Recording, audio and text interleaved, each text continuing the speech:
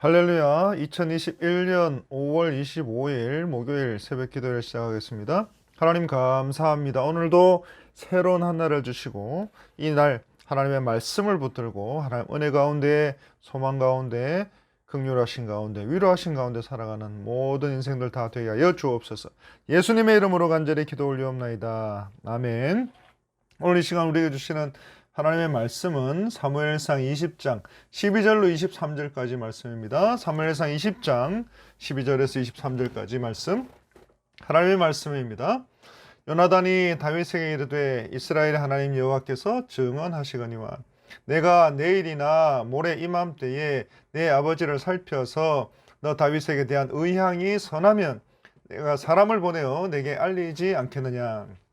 그러나 만일 내 아버지께서 너를 해치려 하는데도 내가 이 일을 내게 알려주어 너를 보내어 평안히 가게 하지 아니하면 여호와께서 나 요나단에게 벌을 내리시고 또 내리시기를 원하노라. 여호와께서 내 아버지와 함께 하신 것 같이 너와 함께 하시기를 원하노니 너는 내가 사는 날 동안에 여호와의 인자하심을 내게 베풀어서 나를 죽지 않게 할 뿐 아니라 여호와께서 너 다윗의 대적들을 지면에서 다 끊어버리신 때에도 너는 내 인자함을 내 집에서 영원히 끊어버리지 말라 하고, 이에 요나단이 다윗의 집과 언약하기를 여호와께서는 다윗의 대적들을 치실지어다 하니라. 다윗에 대한 요나단의 사랑이 그를 다시 맹세하게 하였으니 이는 자기 생명을 사람같이 그를 사랑함이었더라.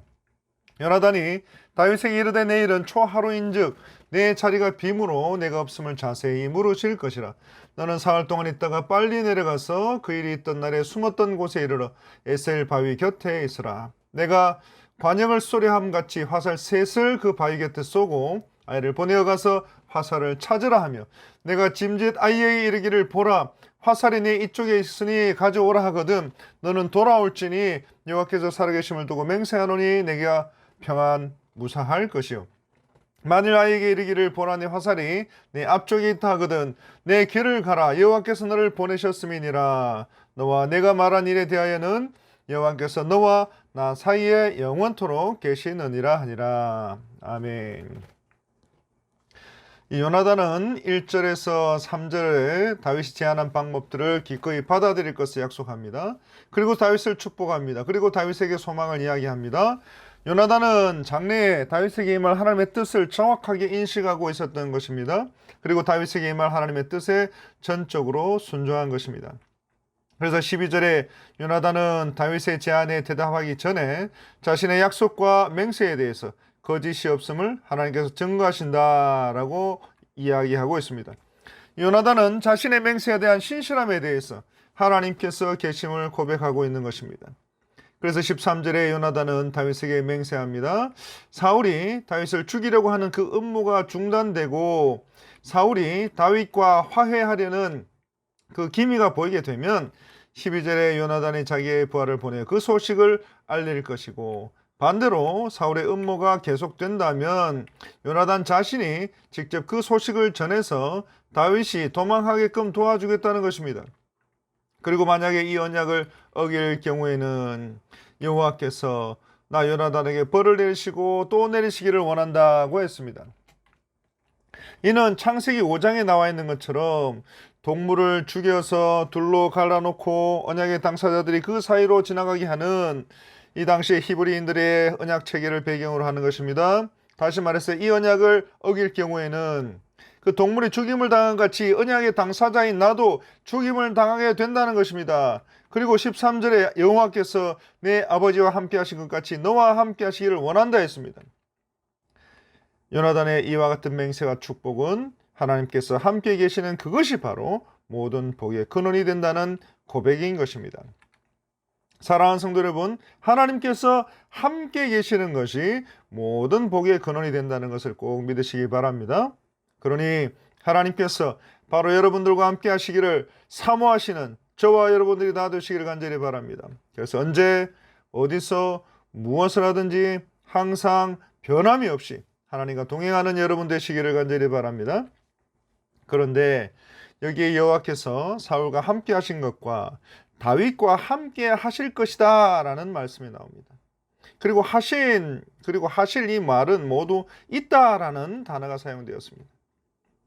근데 사울의 경우에는 완료형입니다. 과거에는 있었으나 오늘날에는 없다는 겁니다. 또 다윗의 경우에는 미완료형입니다. 앞으로 계속 있게 되기를 기원하는, 기도하는 형식입니다. 그래서 사무엘상 14장에 보시면 사울이 이스라엘 왕위에 오른 후에 사방에 있는 모든 대적들을 이겼다 했습니다. 또 48절에는 용감하게 아말렉 사람들을 쳤다 했습니다. 또 이스라엘을 그 약탈하는 자들의 손에서 건졌다고 했습니다. 그런데 그런 사울에게 여호와의 영이 떠나고 악한 영이 강하게 임하게 되고 만 것입니다. 그래서 우리의 모든 남은 인생 가운데서도 늘 하나님과 동행하기를 사모해야 될 것입니다. 그래서 14절에 사무엘상 20장 8절에서 다윗이 먼저 인자하게 행할 것을 부탁한 이후에 이 14절에서 요나단이 오히려 인자를 베풀 것을 부탁합니다. 그리고 여기에서 인자라고 하는 말은 히브리어로 헤세드인데, 요나단은 사울의 아들로 다윗을 체포해서 아비 사울에게 넘겨주어서 왕권을 전수받을 수 있었음에도 불구하고 다윗에게 이와 같은 자비를 청합니다. 그런데 하나님의 섭리 가운데 사울과 다윗에게 장차 발생할 일들, 곧 사울과 그의 집이 몰락하고 그 대신에 다윗이 그의 자리에 앉게 될 것을 내다볼 수 있었기 때문에 그렇습니다.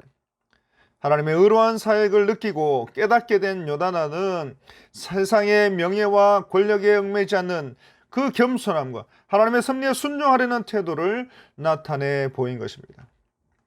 따라서 요나단은 이러한 신실한 우정의 증거를 보여줄 것을 다윗에게 바라고 있는 것입니다. 그래서 이런 관습에 따라서 폐위된 왕가의 자손을 죽이는 것과 관련해서 요나단은 다윗에게 그의 가문의 자비를 보여주기를 구하는 것입니다. 그래서 장차 다윗이 왕이 되었을 때 원수들을 모두 멸망시킨다 할지라도 요나단 자신의 가게만은 특별히 보호해 줄 것을 부탁하고 있는 것입니다. 그리고 실제로 다윗은 후에 이 약속을 지키게 됩니다. 사무엘 9장에서 다윗은 요나단의 아들 무비보셋을 왕자처럼 대접하고 있습니다. 그리고 16절에 이에 요나단이 다윗의 집과 언약하기를 다윗의 대적들을 치실지어다 했습니다. 그리고 다윗의 대적은 요나단의 아버지인 사울을 비롯해서 다윗의 생명을 노리는 모든 자들을 말합니다. 즉 다윗의 원수들에게 하나님께서 책망하시기를 원한다는 것입니다. 이처럼 요나단은 부자 지간의 혈연적인 정보다 모든 것을 하나님의 공의로운 심판에 맡기는 것을 보게 됩니다. 그리고 17절에 이제 요나단이 다윗을 보호하겠다고 맹세하고 다윗은 후일 요나단의 후손을 돌아보게 될 것을 서로 약속하고 맹세합니다. 그리고 22절에 요나단은 만약에라도 위기 상황에 이르게 되면 내 길을 가라 하고 했습니다.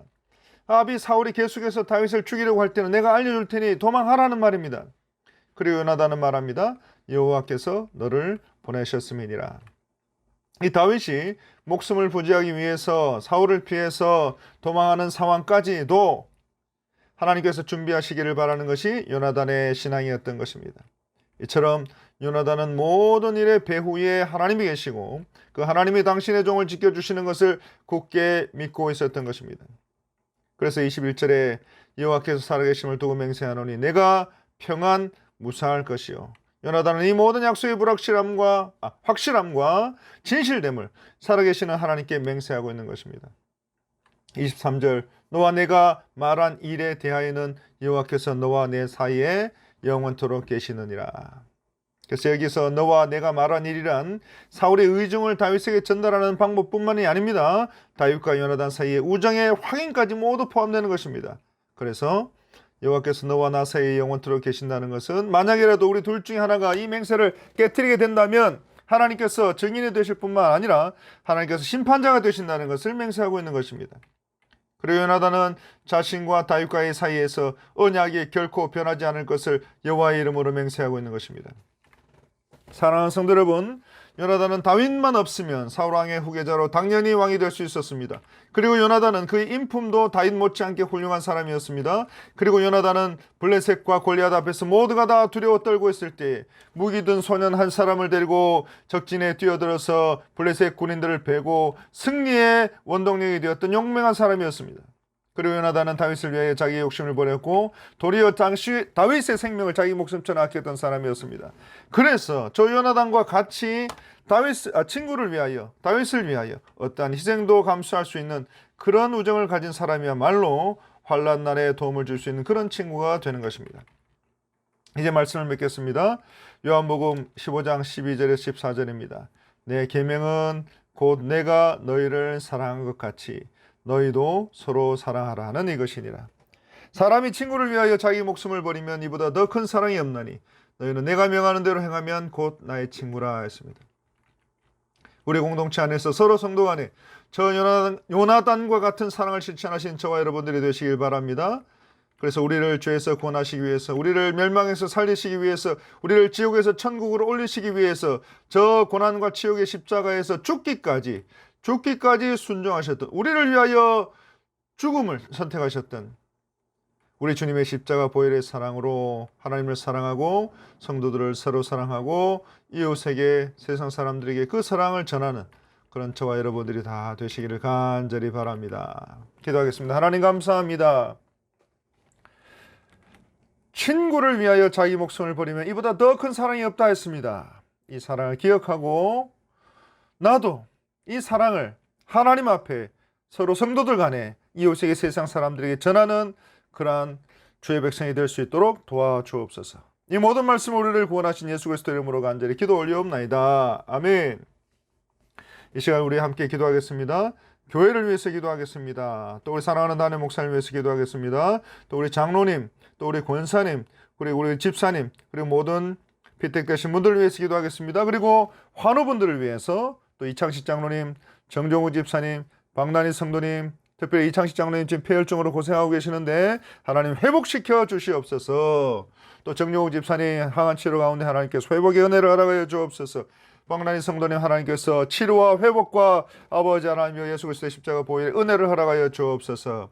그리고 선교사님들을 위해서, 또 우리 개인 기도 제목들을 위해서, 우리 또 다음 세대들을 위해서 간절하게 기도하겠습니다. 하나님, 이 모든 기도의 소원들 들응답해 주시고, 하나님 우리의 남은 모든 평생 가운데 늘 우리 주님과 동행하는, 하나님과 더불어 함께하는 그 큰 복을 누리는 주의 백성들 다 되게 하여 주옵소서.